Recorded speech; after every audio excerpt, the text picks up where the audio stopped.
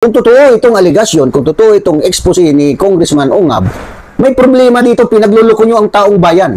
Ha? Pinagluloko nyo ang taong bayan, bakit nyo hinayaan, pinirmahan, at ginawa iniwang blanco yung mga items, mga amount ng billion-billion na pesos na budget, na hindi nyo ginawa ang tama.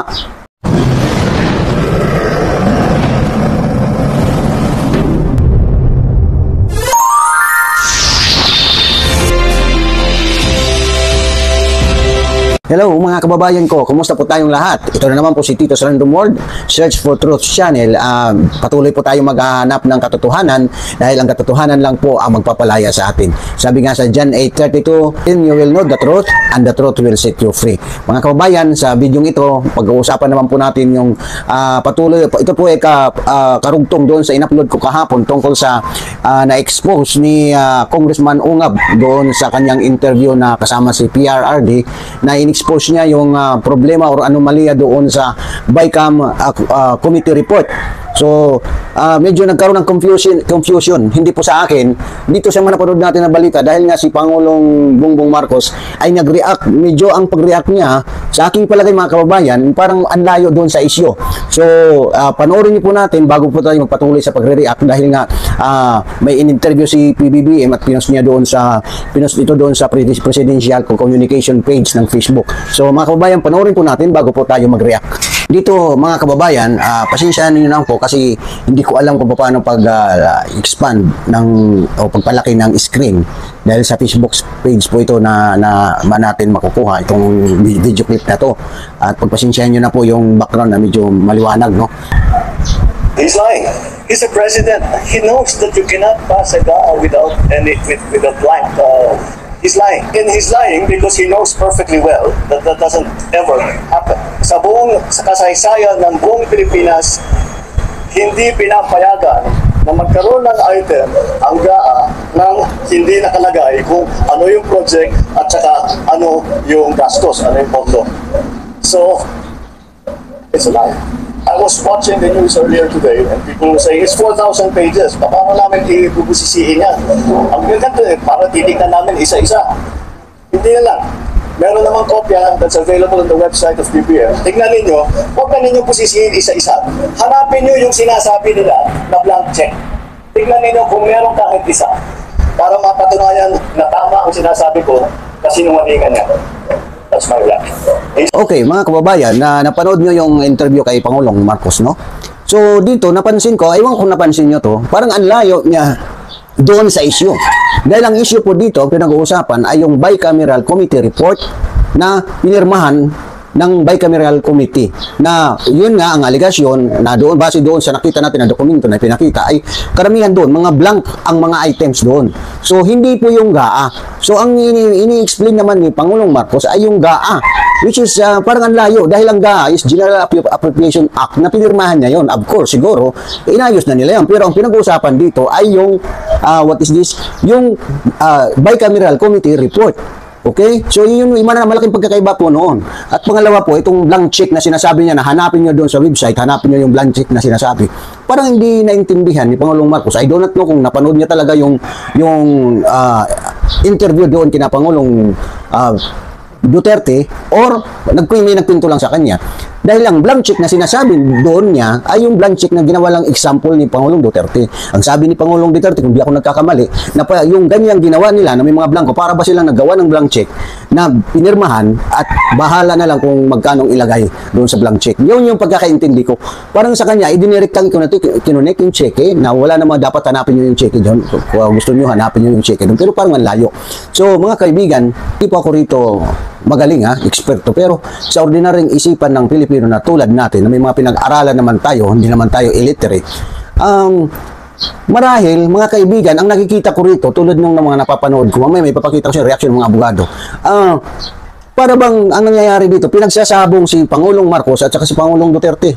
Dahil doon sa pronouncement, makikita nyo mga kababayan, kung napansin nyo, kay Pangulong Bongbong Marcos sinasabi, ay malayo doon sa issue. So, hindi niya masyado naintindihan ang detalye nung in-expose ni Congressman Ongab. So yun lang po pagkaintindi ko mga kababayan ha. So di kaya ha, tulad to ng ibang reaction, di kaya yung mga nag-feed sa kanya ng mga impormasyon or nagbibigay sa kanya ng mga details ay parang may mali, di ba? So naguguluhan tayo dahil mga kababayan, ang nakikita ko rito, hindi po ako makaduterte at hindi po ako makabungbong ano. Ang akin dito ay ilabas natin ang katotohanan dahil nga ang napapansin natin dito ay pinagsasabong yung dalawang kampo, ha? Dahil ito di naman natin maiwasan at hindi tayo maiwasan mag-isip na ito si Pangulong Marcos, may mga alalay ito siya, may mga tao ito nasa kapaligid niya na nagbibigay sa kanya ng feedback o ng mga details doon sa mga issue. So di kaya na mali ang nabibigay na issue doon sa kanya pa kaya ganun ang nasasagot niya. Kasi kahit ordinaryong isipan ng mga Pilipino, maiintindihan natin yung in-expose ni Congressman Ongab. Ito po ay bicameral committee report, hindi po ito yung GAA. So, ang layo mga kaibigan. At ito ha, panoorin po natin itong isang abogado na sa kanyang YouTube account. Ito si Batas Natin. Ha? Spirit of transparency and accountability, the people who signed the bicameral report should come forward and speak. Hindi yung binabayan nila sa kanya si Tatay Bong. Huwag ganyan. Alam niyo ang problema kasi dito mga fans natin, yung mga bayarang vloggers. Yung mga bayarang vloggers na naman dito, ang ginagawa nilang laban, Tatay Bong versus Tatay Diggs. Hindi ganun yung laban dito ngayon. Si Tatay Bong, ang tinitira niya, yung gumawa ng bicameral report. Bakit blanco-blanco yun? Ngayon, yung mga pumirma sa bicameral report, kasali ba si Tatay Bong? Hindi. Kaya dito niya makikita kung gaano ka-powerful yung mga parehang vloggers na yan. Kasi nga, iyon ang nagiging basihan ngayon ni Tatay Bong. Nagets nyo? Kasi pag titignan nyo naman lahat kasi ng mga paid vloggers, mga kabatas natin, lalong-lalo na dun sa community. Alam nyo na yung kampo na yun, mga kabatas natin, yan ang ipapalabas nila para yung issue mailihis doon sa dapat patamaan dito. Di ba? Hindi ba yung report yung usapan? Sabi ni Rax, at then bakit malaki niya ang TV anong defensive? Sa kulang-kulang na by report, they are misinformed. Dahil sa mga viral vloggers. Di ba dapat Congress HOR sila doon nagpapaliwanag sino ba talaga ang nag-feed ng vlogs? Oh, hindi, ganun nga ang ginagawa nila. Mga kapatid natin, I already explained that to you. Yung mga DDS dito, tsaka mga loyalista, alam ko lahat kayo nanonood sa akin. Yun ang tignan nyo. Ang pinag-aaway, itong si Tatay Diggs at si Tatay Bong, when in fact, that's not the point. Ang dumating dito kay Tatay Bong, kasi nga may mga hudas barabas hestas din mga kapatid natin doon sa kanyang mga kampo na kunwari concern sa kanya ng mga bayarang vlogger, ang pinaparating na informasyon sa kanya, yung maling informasyon. Tandaan niya mga kapatid natin, presidente yan. Walang oras yan para manood ng video, mga kapatid natin, ng batas natin. Para ipakita na hindi yun ang issue. O kahit sino mga abogado o may alam sa issue, para ipaliwanag sa kanya na sir, hindi po yan. Tatay Bong, hindi po yan yung issue. Tatay Bong, hindi po kayo kasali dito sa issue na ito. Kasi nga, hindi naman ho yung pagpirma nyo ang issue dito. Ang pagpirma nyo, Tatay Bong, hindi nyo naman makikita kasi tinago na sa inyo yung kabulastugan. Yung kabulastugan ho, tinago sa inyo kaya wala kayong kasalanan doon. Isa kayo, Tatay Bong, sa mga niloko ng Congress sa may cameral. Kaya hindi ho kayo dapat yung sumagot dito. Yan. Kung sana yung paliwanag sa kanya, hindi dapat ang sumasagot si Pangulong Marcos. Yung mga malalapit kay Tatay Bong, na alam nila kung sino ang proteksyonan na tao, ang pinapating sa kanya na balita ay blanco-blanco daw yung pinirmahan mo. Which is very obvious to us and very obvious to him also that that will not happen. Pero syempre, kung yung mga bayan at yung mga masasamang tao sa paligid mo magsasabi ng gano'n, maniniwala ka. Kasi nga, you have no time to actually fact-check. Di ba? Kinonflict yung issue. Di ba? Ganyan kasi.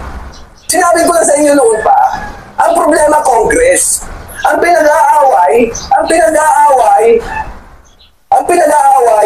si Presidente at yung dating Presidente. Ang problema ng Congress, dito ang pinaka-obvious na naman na problema ay Congress. Bakit tahimik ang Congress at wala tayong nakukuhang ano? Pinaliwanag ko na yan.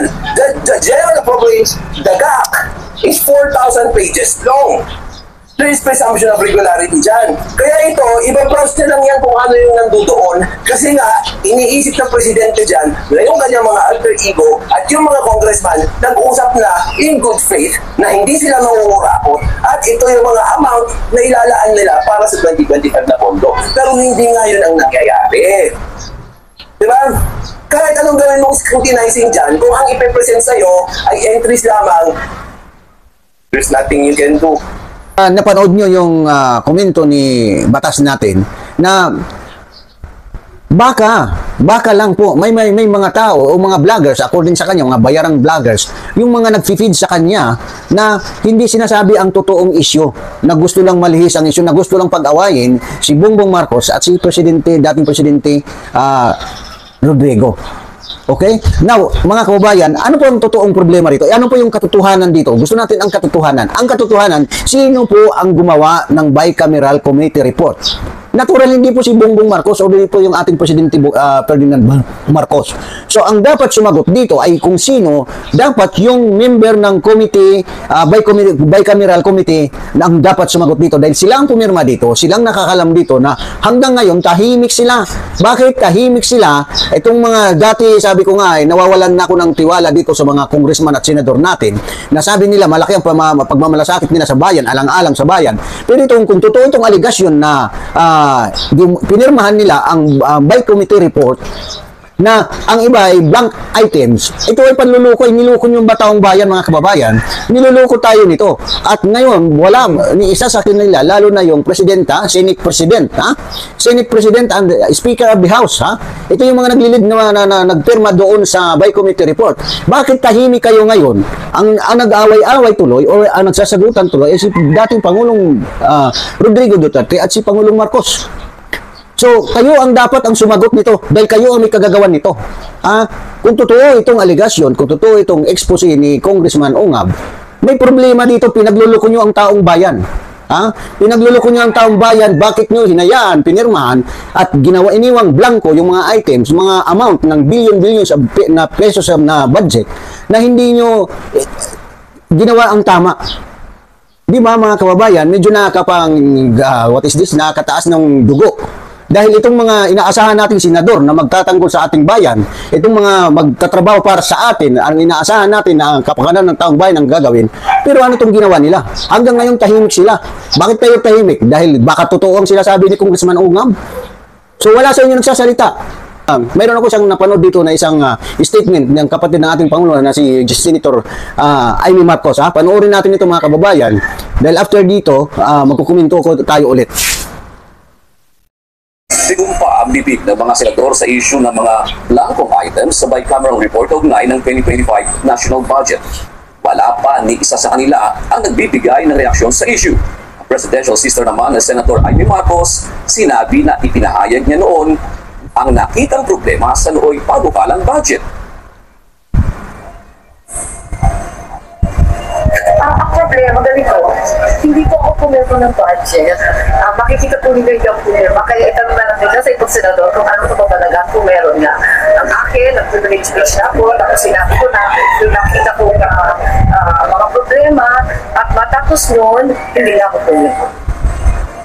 Ahasang tinutulan ng senadora ang pagpapasa ng 2025 BICAM dahil anya sa kawalan nito ng detalye o paliwanag at konkretong numero. Matapos ratipikahan sa Senado ang panukalang budget, nanawagan ng mambabatas kay Pangulong Bongbong Marcos Jr. na tutuhan ang isyu sa pondo bago ito tuluyang pirmahan at isabatas. Pinayuhan din nito ang kapatid na mag-iingat sa mga pinagkakatiwalaan at pinakikinggang imbes ng taong bayan. Mga kababayan, si Senator Amy Marcos, isa sa hindi pumirma at isa ito sa nag-ingay doon sa irregularidad ng by committee report. Dahil nga hindi man niya aminin, siguro may alam din siya, kaya nga hindi siya pumirma at marami pang senador ang hindi pumirma. Dahil alam nila na napansin nila ito na may problema ang by committee report. So, mga kaibigan, saan na po tayo nito magtitiwala kung itong ating mga inelect or hinalal na magsilbi sa atin, sa taong bayan, na magsasabi na magsiservisyo ng tapat, ay hindi nila magawa sa atin. Na hanggang sa ngayon mga kababayan, tahimik po sila sa isyong ito na sila ang direktang involved at dapat may pananagutan dito. So, inaantay po natin hanggang sa ngayon kung ano ang reaksyon ng lower house and upper house, yung mga member ng BICAM committee. Kung ano ang kanilang masasabi dito, pero hanggang sa ngayon wala silang imik, hindi sila nagre-react. Bakit? Pinagkaisahan ba ninyo ang taong bayan? Nagtatanong lang po. Pinagkatiwalaan namin kayo, pero ganito ba ang igaganti nyo, ang ibibigay nyo sa taong bayan? Ganito bang klase serbisyo ang ibibigay nyo sa taong bayan? Na parang parang pinagtulong-tulungan nyo kami, ang mga Pilipino, na lukuhin dahil dito sa ginawa nyo sa BICAM committee report. Na pumirma kayo, alam nyo na may problema, na alam nyo questionably according doon sa expose ni Congressman Ongab, alam nyo na may mga blank items, pinirmahan nyo pa rin. Nasaan ang sinumpaan nyo na magsiselbi kayong tapat sa mga Pilipino, sa taong bayan? Ha? Mga kababayan, mensahe lang po sa grupo ni Pangulong Marcos. Mr. President, kung ako po sa inyo, huwag po kayong basta-basta maniniwala o magtitiwala sa mga taong nakapaligid sa inyo. Dahil baka balang araw, ito, tansya ko lang po ito sa nangyayari. Baka balang araw, magigising na lang tayo na kayo pala ni Pangulong former President Rodrigo Duterte at ikaw ay sadya palang pinagsabong at pinag-away, at may mga taong gustong tumaas ang kanilang posisyon, at may mga tao lang pala na gusto kasirain, mga kababayan. So I hope sa puntong ito, sa isyong ito, maging wake-up call sa ating lahat, mga Pilipino, na huwag po tayo magtulog-tulugan, maging alerto po tayo at maging mapagmanman. At sana po doon sa BICAM Committee, yung mga miyembro doon, naghantay po ang taong bayan ng inyong paliwanag dito sa nangyari ito. Huwag po kayong manatiling tahimik, dahil kung mananatili kayong tahimik, sa aming pag-aintindi, sa aming tansya, itong mga aligasyon nito ay baka totoo. So maghihintay po kami, mga kababayan, alang-alang sa taong bayan, kailangan namin ang paliwanag ninyo. Dito na lang po, at salamat sa inyong panunood. Dahil ang atin lang dito, wala po tayong pinapanigan kahit sino man, ang gusto lang natin ilabas ang katotohanan. Dahil ang katotohanan po ang magpapalaya sa atin. Tandaan niyo po ito, mga kaibigan, hindi papayag ang Panginoon na magpapatuloy kayo na babalasubasin ninyo ang sambayan ng Pilipino. Nanonood po at buhay po ang ating Panginoon, at hindi siya papayag. Magkakaroon po ito ng katapusan na inyong mga kasamaan ng ginagawa sa taong bayan. Maraming salamat sa inyong panonood. Magandang araw sa inyong lahat. God bless us all.